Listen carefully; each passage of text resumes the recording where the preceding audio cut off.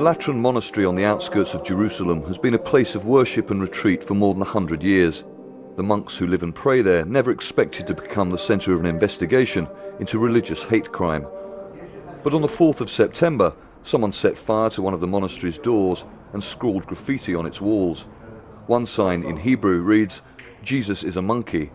Another hints at what might be the motivation for the attack. There is a mutual bond between Migron Heights and the stronghold of Esther, it reads, a reference to two outposts of Israeli settlers the government moved from the West Bank. I know this is a message to the state because they evacuated settlements and the settlers didn't want to be moved, and they also meant to hurt us here. They were blasphemous against Jesus. This means they don't like Christians. This is just the latest in a rising number of blasphemous attacks against religious institutions both in Israel and the West Bank.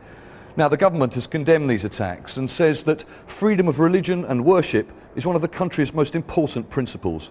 The attacks highlight the challenges the government faces in tackling religious hatred. Israel inherited its blasphemy law from its British colonial past. Some religious leaders among the Christian, Muslim and Jewish communities have called for the law to be strengthened.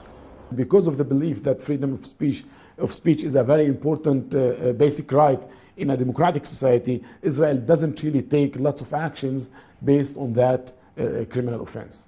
The government is often accused of treating Jewish perpetrators of a religious hate crime more leniently than they treat those of other faiths. While if we were talking about a case where a Jewish cemetery or a Jewish synagogue is the victim of any attack, then the police would, invest energy, time and effort and would find and indict the perpetrators in a very short time.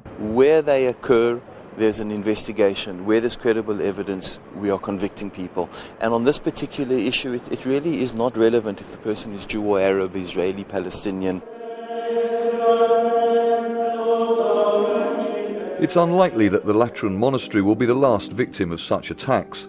The government is expected to evacuate more settler outposts from the West Bank. It seems some settlers might believe that those with different religious beliefs should pay the price. Charles Stratford, Al Jazeera, Jerusalem.